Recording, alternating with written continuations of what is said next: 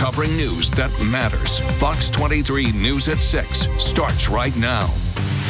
There's an effort at the state capitol to make racetracks and racing events immune to noise complaint lawsuits. Thanks for joining us. I'm Nathan Thompson. And I'm Shay Rozzi. The change would impact people who live near drag strips and racetracks. Supporters say it's needed legal protection for a growing industry here in Oklahoma.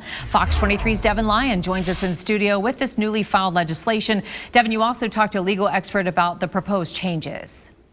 Oklahoma is home to several different types of racing and racing events. Two major ones were just hosted in Tulsa this month. There's an economic benefit, but there's also changes to property rights that landowners need to be aware of.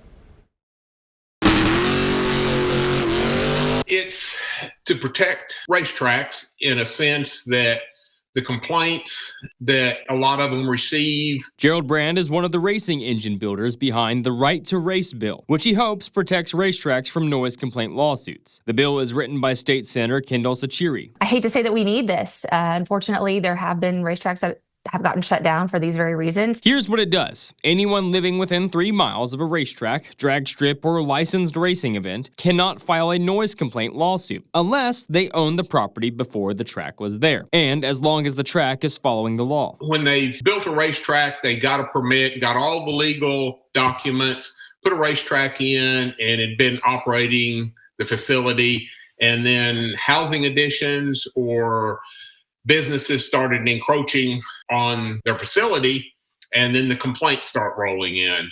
And the next thing that happens is the facility gets shut down because of the noise, the complaints. At Tulsa's Expo Square and Tulsa Raceway Park, events like the Chili Bowl, Tulsa Shootout, and drag racing generate millions in revenue to the local economy. Sachiri and Brand say they need the legal framework to protect these events. Just how much they generate within a weekend, it'd be crazy not to protect this industry. Well, it does provide protections for the industry.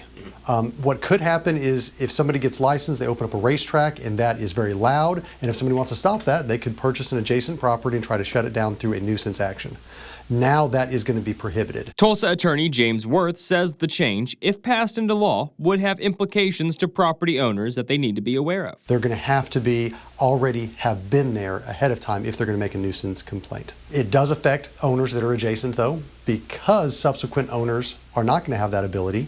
That could reduce their ability to sell their property. Brand and Sachiri say these legal guardrails are necessary and hope it promotes more racing business to come to the state. It's not condoning any kind of bad thing. It just wants to protect people that want to invest in racing. Everything else, but just besides the racing, the machine shops, all the parts stores, the actual race car builders in the state, actually protects all of them to keep their business growing. If there's more racing facilities, the market is going to grow. Now, Oklahoma did close 2 different racetracks at different fairgrounds over the last 2 decades due to noise complaints. This bill still has a long road ahead before any legal change comes to racetracks and properties around them. I'll have the full version of this bill for you on fox23.com. Live in studio covering news that matters, Devin Lyon, Fox 23 News.